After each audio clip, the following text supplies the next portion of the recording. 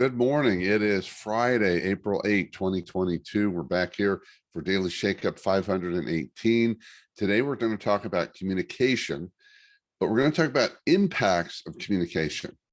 I was having a conversation yesterday about a communication issue that had happened in my business. And as my friend and I were talking about it, he said, "Why do you think we continue to have such big struggles with communication?" And we both came up with a long list of things. We don't have, we have poor listening skills, or we don't care about listening. We have selfishness. We have assumptions. We have fears. We have insecurities. We have lack of training in these skills. We just don't get enough practice in it. It wasn't modeled. All these lists of reasons. But I had this theory that I shared, which is all those reasons are under this umbrella of what I call a lack of awareness and a lack of ownership when it comes to impact. We think about the short-term result of poor communication. For example, if you and I have poor communication, we're likely to have a misunderstanding. And we see that they have a misunderstanding.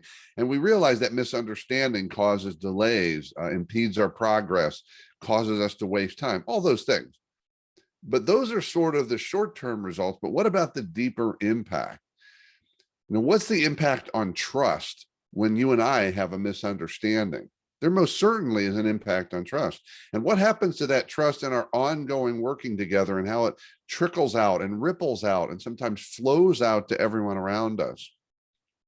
For example, if I delay an important communication for whatever reason, it has some short-term results, but what's maybe the longer-term impact of that delay? What's the message it sends to everyone around me? What's the impact on our culture?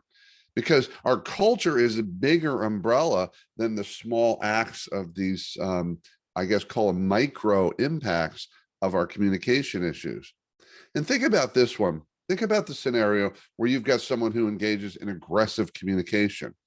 We know that that's not conducive to growing and developing people, and it can cause people to shy away from communication. All those are sort of the micros, but what about the impact on someone's psyche when someone communicates aggressively with them? What happens to them inside themselves?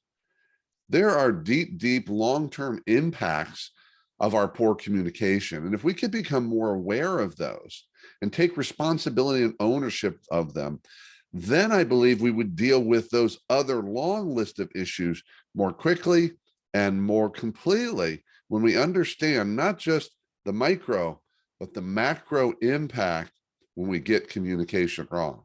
That's it for today. Keep taking care of yourself and everyone around you. Enjoy your weekend. By all means, stay connected.